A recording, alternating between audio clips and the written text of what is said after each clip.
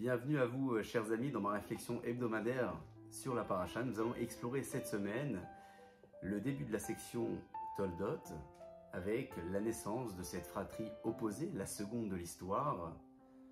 Yaakov d'un côté et Esav de l'autre qui, dès la grossesse, se disputent. La maman Rivka consulte la maison de Shem Ve'ever et découvre et apprend que le premier se dirigera vers les maisons idolâtres alors que le second aura une nature assiégée dans les lieux d'études.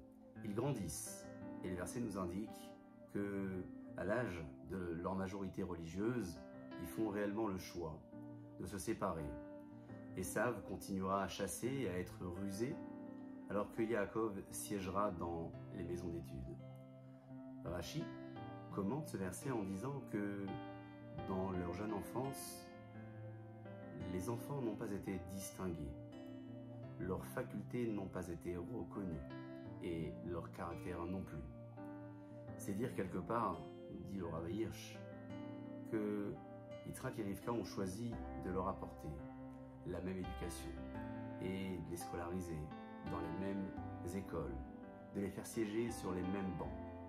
Ce n'est que à l'âge de la majorité religieuse que leurs facultés tout à fait différentes ont été reconnues et hélas, il était trop tard puisque l'un choisira à ce moment-là de se diriger vers les maisons idolâtres alors que le second, Yaakov, choisira de siéger dans les maisons d'études.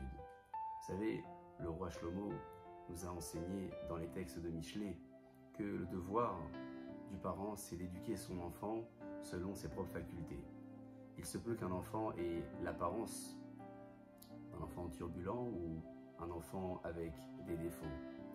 Le rôle du parent, ce sera d'exploiter éventuellement cette faculté qui pourrait paraître négative pour la transformer en une force et en une richesse.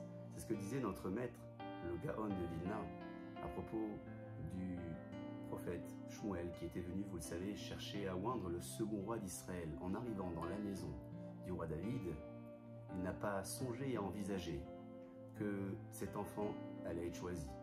Il a découvert un enfant qui était haut. Il pensait que cet enfant ressemblait à Esav, dans son caractère et dans sa nature, alors qu'en réalité, vous le savez, David Amelech va défendre tout au long de sa vie le peuple d'Israël, grâce à ses grandes qualités.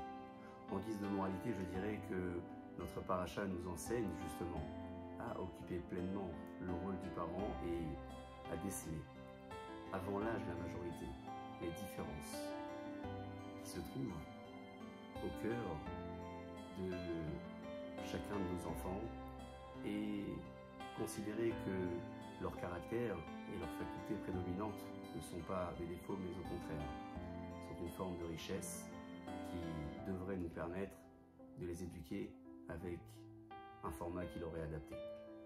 Je vous remercie d'avoir écouté ma vidéo et je vous invite à laisser un commentaire ci-dessous pour me faire part de vos idées à ce sujet. Je vous dis à très bientôt. Shabbat Shalom Vorach.